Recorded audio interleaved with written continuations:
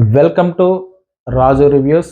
ఈరోజు క్రిస్మస్ సందర్భంగా అందరికీ క్రిస్మస్ శుభాకాంక్షలు. అలాగే యానిమేషన్ మూవీస్ ఎవరైనా చూస్తే కనుక అది క్రిస్మస్ సందర్భంగా చూద్దాం అనుకుంటే కనుక దట్ క్రిస్మస్ అని చెప్పేసి ఒక మూవీ ఏదైతే ఉందో నెట్ఫ్లిక్స్లో తెలుగులో అవైలబుల్గా ఉంది. ఇది యానిమేషన్ మూవీ అనమాట.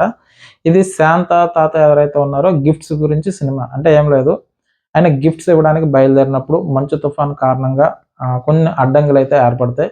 అది క్లియర్ అయ్యిందా లేదా, ఆ గిఫ్ట్స్ ఇచ్చారా లేదా అన్న కాన్సెప్ట్ మీదే మూవీ అయితే రన్ అవుతుంది జరుగుతుందనమాట. క్రిస్మస్ యాక్చువల్గా క్రిస్మస్ సంబంధించి ఒక మంచి సినిమా చూడాలంటే ఆల్రెడీ మీకు ఇంతకుముందు నేను రెడ్ అన్న సినిమా ఏదో పెట్టడం జరిగింది. తర్వాత ఈ సినిమా ఏదైతే యానిమేషన్ అంటే చిన్న పిల్లలతో ఒక మంచి సినిమా చూద్దాం, ఒక మంచి సినిమా చూపిందాం యానిమేషన్ మూవీ అని అనుకుంటే కనుక ఇది తెలుగులో అవైలబుల్లో ఉంది, నెట్ఫ్లిక్స్లో అవైలబుల్గా ఉందన్నమాట. సో యానిమేషన్లో అది కూడా క్రిస్మస్ సందర్భంగా ఒక మంచి సినిమా చూద్దాం అన్న ఫీల్ ఏదైతే మీకు ఉందనుకుంటే కనుక, అంటే ఆ ఫీల్ అంటే సినిమా అంతా క్రిస్మస్ మీద రన్ అవుతుంది. సో యానిమేషన్ మూవీస్ చూసే లవర్స్ ఉంటారు. నేనైతే యానిమేషన్ మూవీస్ చూస్తూ ఉంటాను. సో నాకు నచ్చుతాయి. అంటే నేను ఇప్పుడు కూడా యానిమేషన్ మూవీని ఎంజాయ్ చేస్తూ ఉంటాను.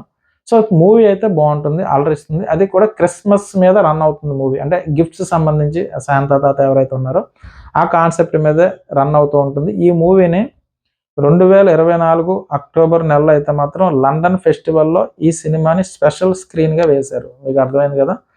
2024 అంటే మొన్న జరిగిన అక్టోబర్ 24లో లండన్ ఫెస్టివల్లో కూడా ఈ మూవీని ప్రదర్శించడం జరిగింది. కాబట్టి నెట్ఫ్లిక్స్లో అవైలబుల్గా ఉంది, ఒకసారి చూడండి. అది కూడా క్రిస్మస్ సందర్భంగా బాగుంటుంది. ఈ సినిమా స్టోరీ లైన్ గురించి చెప్పాలంటే కనుక, క్రిస్మస్ పండగ అంటే లవ్ అండ్ ఎఫెక్షన్తో ఫ్రెండ్స్ అండ్ ఫ్యామిలీ ఎంజాయ్ చేసే పండగ. ఈ పండగకి హీరో శాంతా తాత పిల్లలకు అందరికీ శాంతా తాత గిఫ్ట్స్ కోసం ఎదురు చూస్తూ ఉంటారు. సో అటువంటి టైంలో తాత అంటే ఈ శాంతా తాత చిన్న మిస్టేక్ వల్ల ఇవ్వాల్సిన గిఫ్ట్ టైంకి ఇవ్వలేకపోతూ ఉంటాడు.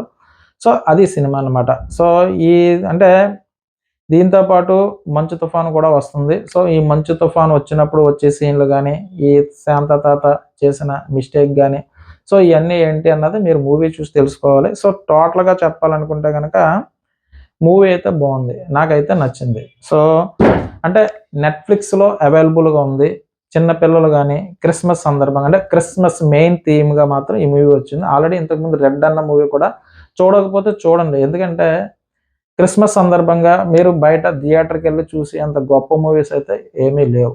ఉన్నంతలో ఇంట్లో కూర్చుని ఓటీటీలో నెట్ఫ్లిక్స్లో అవైలబుల్గా ఉన్నాయి. అంటే మెయిన్ అన్ని సినిమాలు అంటే పిల్లలు ఫ్యామిలీ అందరూ చక్కగా కూర్చుని చూసే సినిమాల్లో రెడ్ అన్న మూవీ ఉంది. ఎక్కడ అశ్లీల సందర్భాలు అయితే లేవు.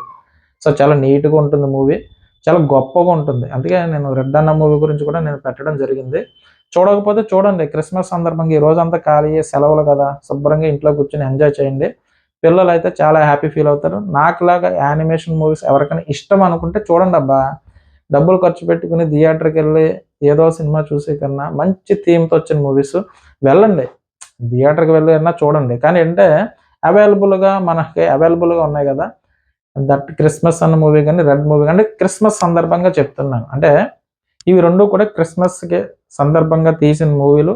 అది కూడా ఎక్కువ మంది అప్లాజ్ పొందిన మూవీలు అనమాట. ఇది దట్ క్రిస్మస్ అన్నది లండన్లో ప్రదర్శించారట అక్టోబర్లో పెద్ద స్క్రీన్ మీద. సో అంటే ఒక ఫెస్టివల్లో ప్రదర్శించారు. అంటే దాన్ని బట్టి మీరు అర్థం చేసుకోండి మూవీకి ఎంత ప్రాధాన్యత ఉందో అన్నట్టు, అంటే ఈ మూవీకి. సో కాబట్టి పిల్లలు ఎవరైతే ఉన్నారో ఈ యానిమేషన్ మూవీని కనుక చూస్తే కనుక మిమ్మల్ని అలరిస్తుంది.